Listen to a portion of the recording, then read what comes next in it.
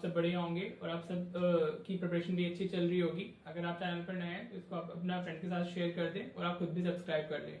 Today is the day 17th of our 70 important questions. I hope आपने last 16 questions देख लिए होंगे और आपको क्लियर भी हो गए होंगे। If you have any kind of doubt so please do comment, ठीक है बेटा।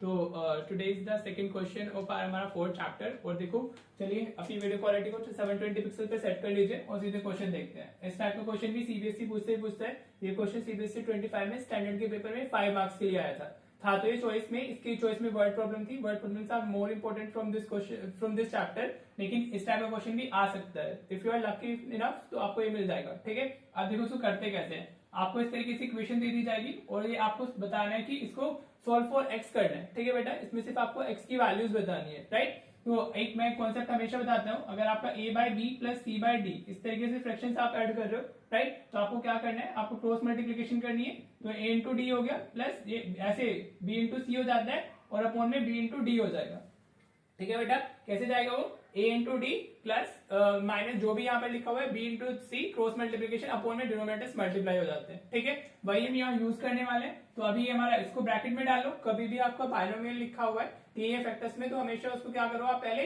उसको ब्रैकेट्स में पुट कर लीजिए, ठीक है। अब क्रॉस मल्टीप्लीकेशन होगी 1 इंटू एक्स माइनस वन, तो ये एक्स माइनस वन ही रह जाएगा हमारा, ठीक है बेटा जी। अभी x minus two plus two के साथ में जाएगा तो 2 इंटू एक्स माइनस टू हो गया अपॉन में ये दोनों मल्टीप्लाई हो जाएंगे हमारे, right. This is very important concept.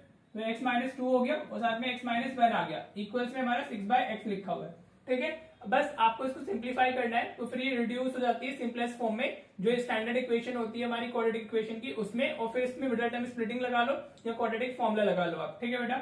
Now solve this. तो x माइनस वन इसको अंदर मल्टीप्लाई करोगे तो ये 2x माइनस फोर हो जाएगा, ठीक है बेटा। हाँ जी, अभी इसको मल्टीप्लाई कर लो तो x into x x square हो गया, x इंटू माइनस वन तो माइनस एक्स हो गया। अब माइनस टू से मल्टीप्लाई करेंगे तो minus two into x minus two x और ये minus two into minus one, ये कितना आ गया plus two. This is known as binomial multiplication. अगर आपको बाइनोमियल मल्टीप्लीकेशन में प्रॉब्लम है तो आप बता देना एक बार। This is equal to 6 by x. अब ये ओपन न्यूमरेटर में क्या है हमारा x प्लस टू एक्स, तो दिस विल बी 3x और ये minus one minus four minus five हो जाएगा, ठीक है बेटा जी। क्लियर हो रहा है अभी यहाँ तक। ये एक्स स्क्वायर हो गया minus x minus two x minus three x और प्लस टू आ गया है हमारा, right. Now this is equal to what 6 by x, ठीक है। अभी आपको क्या करना है, अब इसमें क्रॉस मल्टीप्लीकेशन कर लीजिए तो x इंटू एक्स कितना हो गया, तो 3x स्क्वायर माइनस 5x। हाँ जी बेटा, ये x इसके साथ में जाएगा ना मल्टीप्लाई हो जाएगा, तो 3x into x x square minus ये 5 इंटू एक्स 5x हो गया। 6 के साथ में पूरी ब्रैकेट आ जाएगा, आपको इसको भी मल्टीप्लाई करना है। हाँ जी, ये कितना हो गया 3x square minus 5x is equal to 6x square minus 18x, अंदर मल्टीप्लाई कर देना, हर एक टर्म के साथ में मल्टीप्लाई हो जाएगा वो, राइट। तो ये कितना हो गया हमारा 6 इंटू टू 12 आ गया, ठीक है बेटा। अब आपको इसको one side of equality shift कर लेना है, तो इधर तो 3x स्क्वायर माइनस 5x लिखा हुआ है, अभी आप इसको जो शिफ्ट करोगे तो ये माइनस 6x स्क्वायर हो जाएगा। हाँ जी, अभी माइनस 18x इस तरफ आएगा तो प्लस 18x और ये माइनस 12 हो जाएगा। मैंने इन सारे टर्म्स को इधर शिफ्ट कर लिया, ठीक है। Now simplify this, 3x square minus 6x square, तो ये कितना हो गया माइनस 3x स्क्वायर हो गया, ये माइनस 5x है यहाँ पर प्लस 18x, तो प्लस 18 माइनस 5 तो 13 हो जाएगा, तो this will be plus 13x, right बेटा। Now we have minus 12, constant term तो एक ही है तो ये हमारा आ जाएगा, ठीक है। एक चीज का ध्यान रखना आप लोग, इसमें ना मतलब हमें माइनस थ्री मतलब एक्स स्क्वायर का जो कोफिशिएंट होता है हम उसको पॉजिटिव भी बनाते हैं, ठीक है। तो आप क्या करो, इसमें से माइनस साइन कॉमन ले लो, तो ये 3x स्क्वायर हो गया माइनस 13x और ये हो गया plus 12 equals to 0। Try to make the coefficient of x square only positive, right बेटा। तो now you have 3x square minus 13x plus 12 equals to 0, ठीक है जी।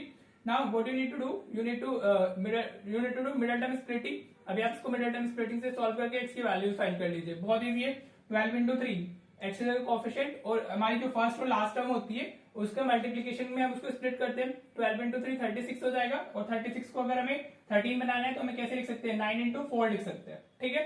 9 प्लस 4 कितना हो जाएगा हमारा 13 हो जाएगा, राइट। तो now you can split it like this, 3x square minus 9x और माइनस 4x आएगा प्लस 12 इज इक्वल्स टू 0, ठीक है। समझ आया, this is what middle term splitting. If you are facing doubt in this so please do let me know, okay. Now we have 3x common हम ले लेते हैं, तो x माइनस थ्री हो जाएगा from these two terms, 3x common आ रहा है हमारा, right. Now from these two terms we have 4 as common, तो x माइनस थ्री हो जाएगा इधर भी। हमेशा ये जो ब्रैकेट्स बनते हैं हमेशा सेम बनने चाहिए आप लोगों के, राइट। अगर वो नहीं बन रहे हैं तो फिर आप वो गलत कर रहे हो, ठीक है जी। अभी यहाँ से आप क्या कर सकते हो, x माइनस 3 को कॉमन ले सकते हो, या x माइनस 3 आप कॉमन लेते हो तो आपको कितना मिलेगा, 3x माइनस 4 मिल जाएगा इक्वल्स टू 0। ठीक है, इस पॉइंट पे आने के बाद में when you have this kind of equation you can either go by the हमारा मिडिल टर्म स्प्लिटिंग और you can also use the quadratic formula, it's totally up to you, right. अभी आपके पास में दो फैक्टर्स है, नाउ इंडिविजुअल इक्वल्स डाल दो 0 के, तो x minus 3 equals to 0 and then we have 3x minus 4 equals to 0। तो x की वैल्यू एक हमारी 3 आ जाती है और दूसरी वैल्यू हमारी x की आ जाएगी 4/3 आ जाती है। आप इसको इधर शिफ्ट करोगे ना तो पॉजिटिव 4 और 3 डिवीजन में जाएगा। ठीक है बेटा, so this is all about this question. अगर आप सिर्फ इतना करके आते हो तो you will get full 5 marks. ठीक है, इसकी वेटेज 5 मार्क्स में भी हो सकती है और इसकी वेटेज आपकी 3 मार्कर भी हो सकती है। ठीक है बेटा, होप आपको ये क्वेश्चन अच्छे से क्लियर हो गया होगा, राइट। तो अगर कोई डाउट है तो बताओ, नहीं तो फिर हम लोग अभी आपके होमवर्क क्वेश्चन देखते हैं। मैं आपको 2 होमवर्क क्वेश्चन दे देता हूँ, आप वो ट्राई कर लेना सो दैट आपको ये वाला टाइप क्लियर हो सके। टाइप क्या है हमारा, राइट, सिर्फ इस फॉर्म में आपको इक्वेशन दी जाएगी जो हमारी क्वाड्रेटिक नहीं लगती है हमें देखने में, but when you will simplify तो वो एक क्वाड्रेटिक इक्वेशन में कन्वर्ट होगी और आपको फिर उसका आपको बस मिडिल टर्म से क्वाड्रेटिक फॉर्मूला से किसी से भी उसको आप सॉल्व कर सकते हो। ठीक है बेटा, होप आप भी क्लियर है आपको। चलिए फिर अब आपके होमवर्क क्वेश्चंस देख लेते हैं।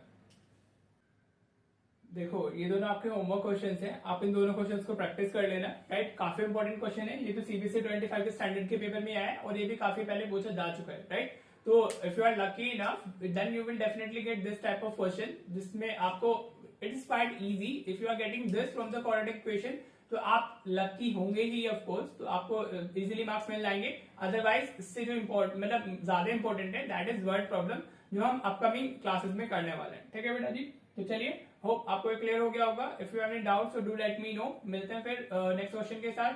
Thank you so much for today's class.